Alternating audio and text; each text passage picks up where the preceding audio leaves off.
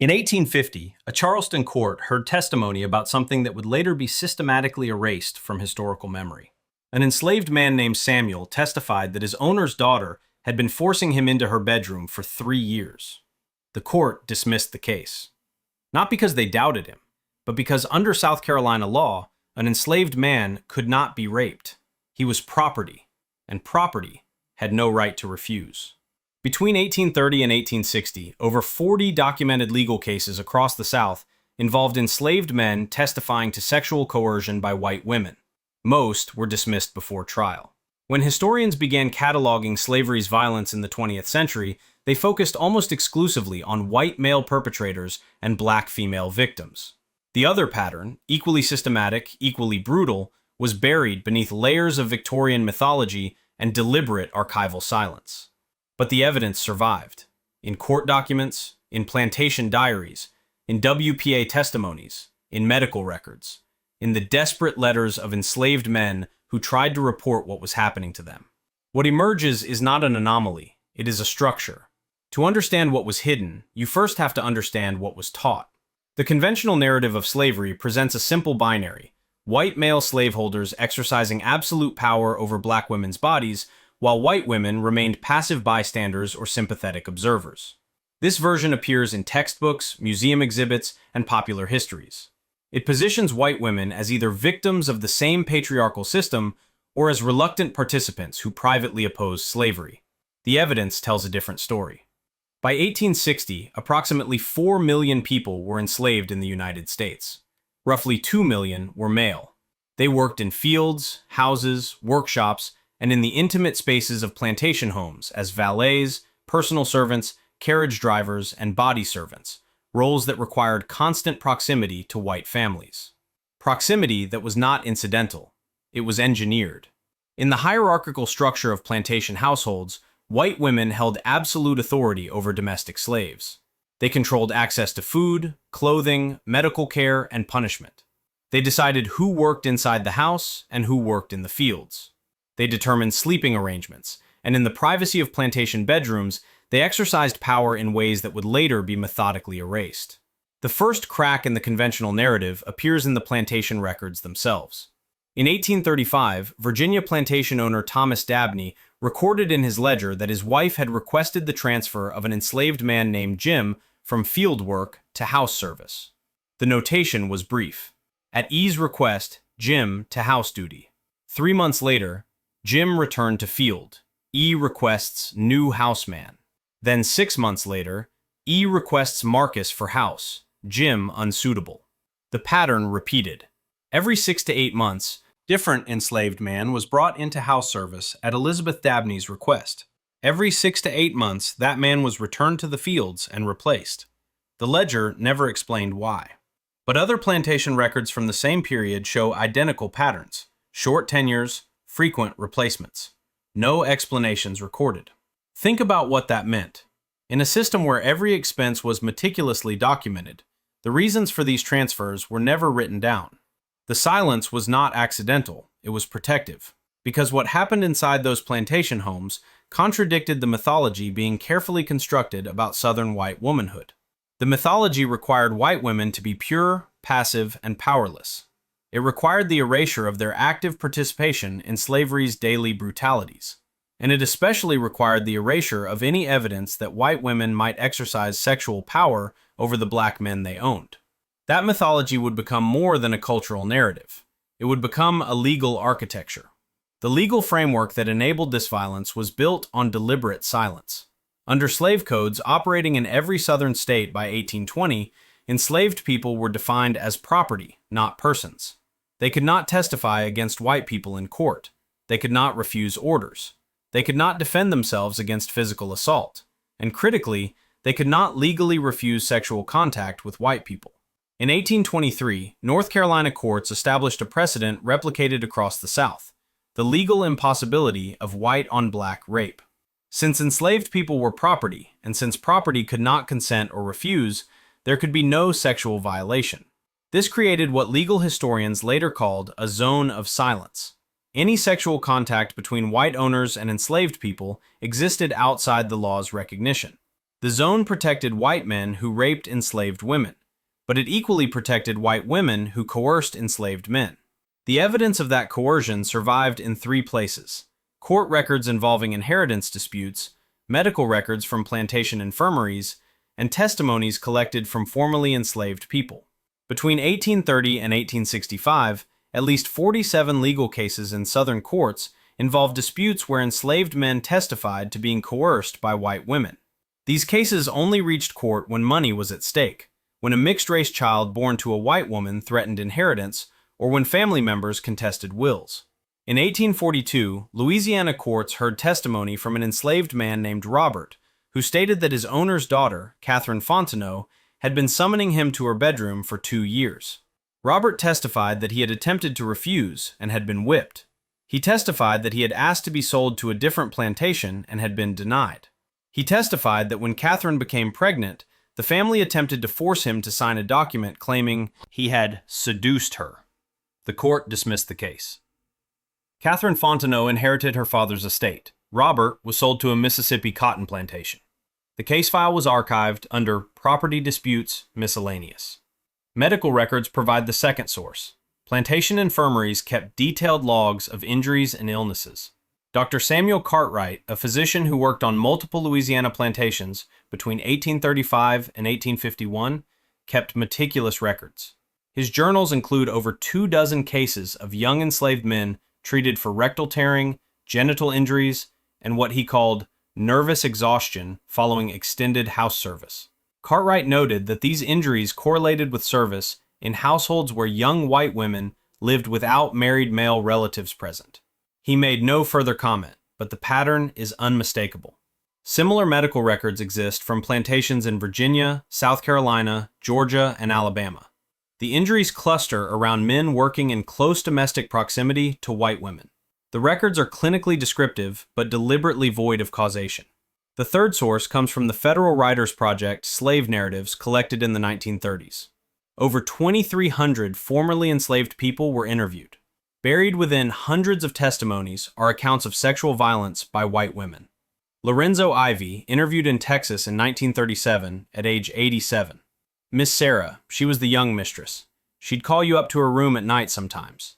If you didn't come, she'd have you whipped in the morning. If you did come and the master found out, he'd have you whipped worse.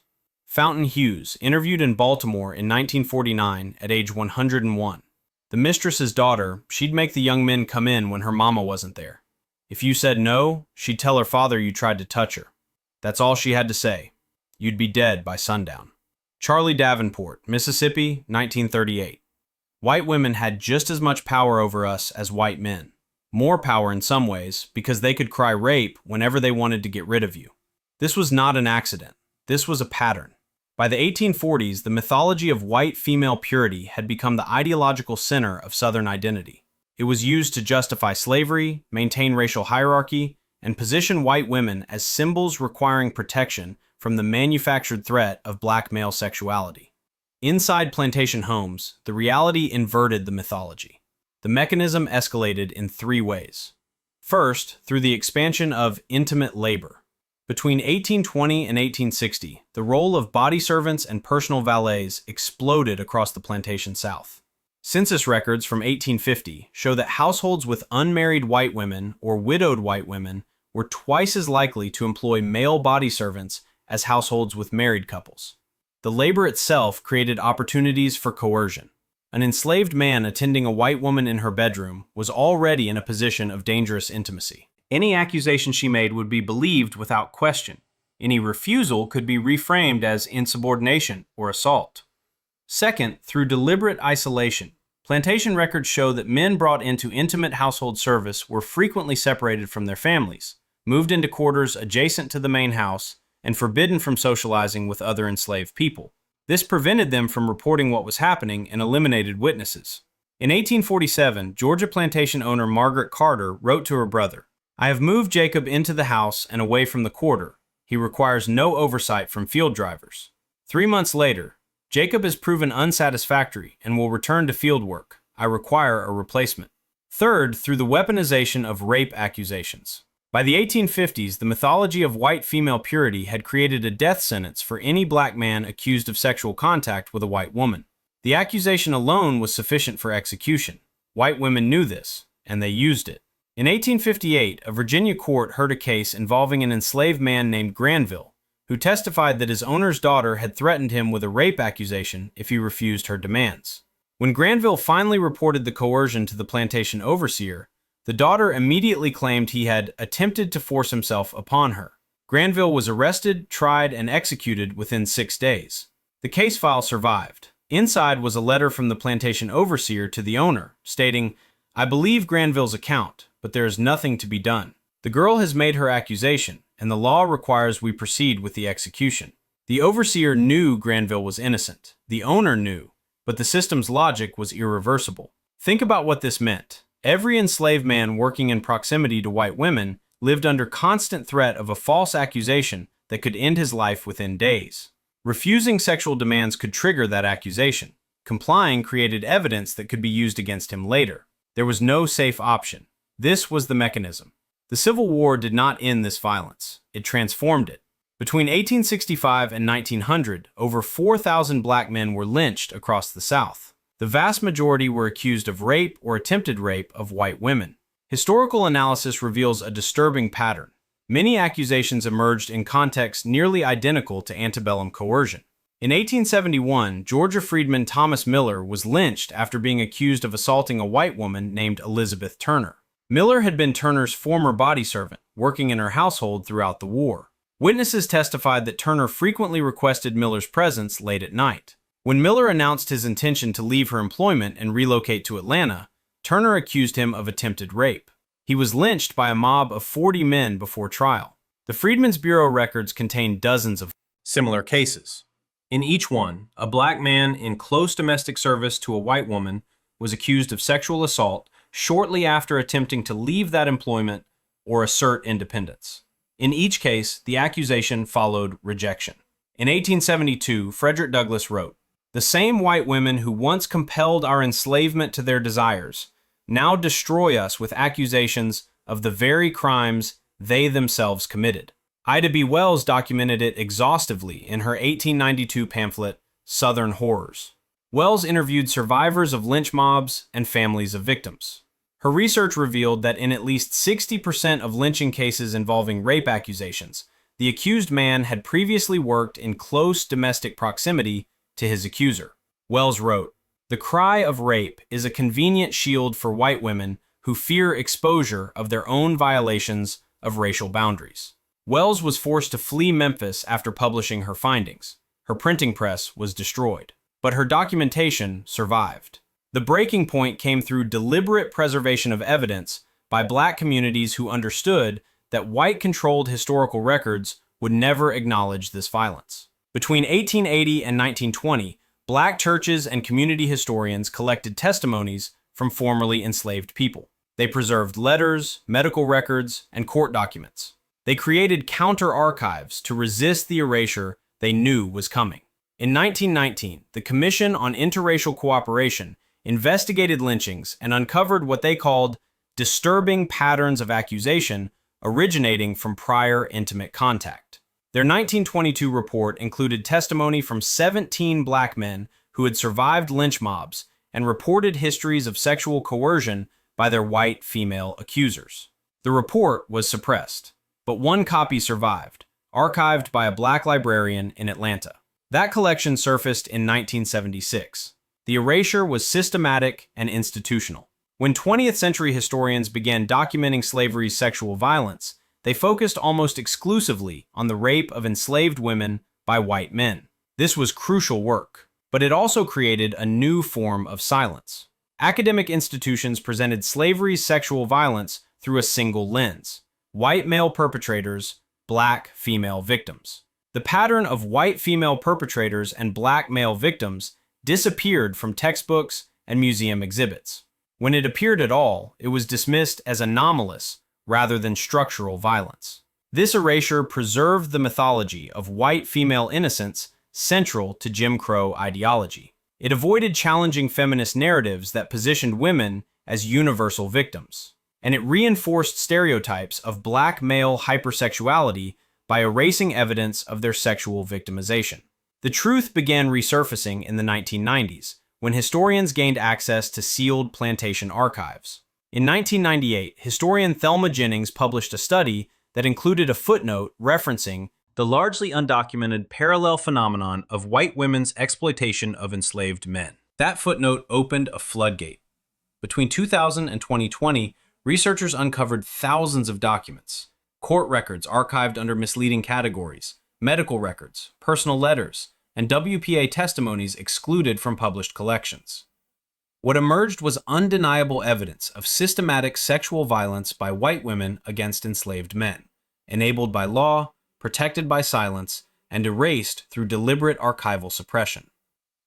In 2003, historian Thomas Foster published The Sexual Abuse of Black Men Under American Slavery, the first comprehensive study. Foster documented over 300 specific cases drawn from court records, plantation documents, and testimonies.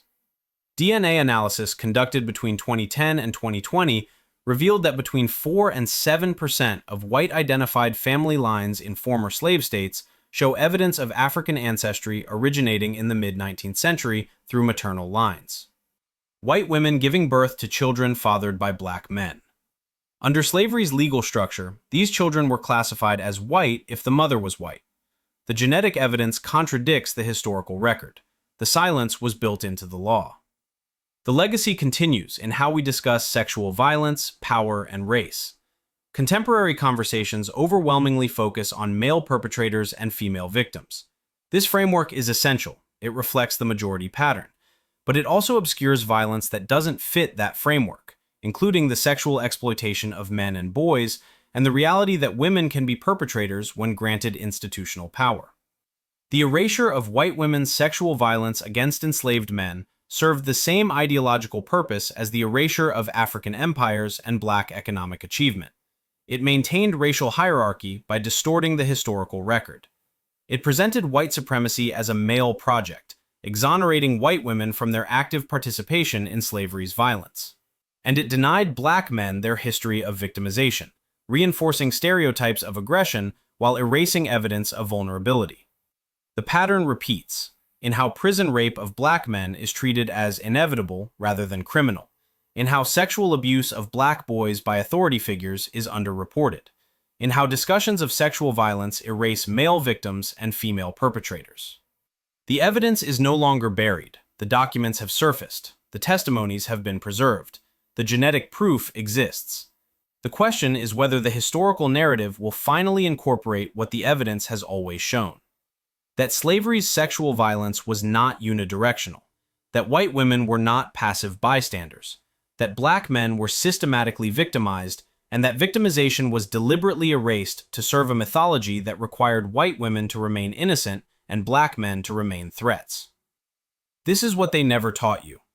Not because the evidence didn't exist, but because acknowledging it would require dismantling mythologies that still structure how we think about race, gender, power, and violence.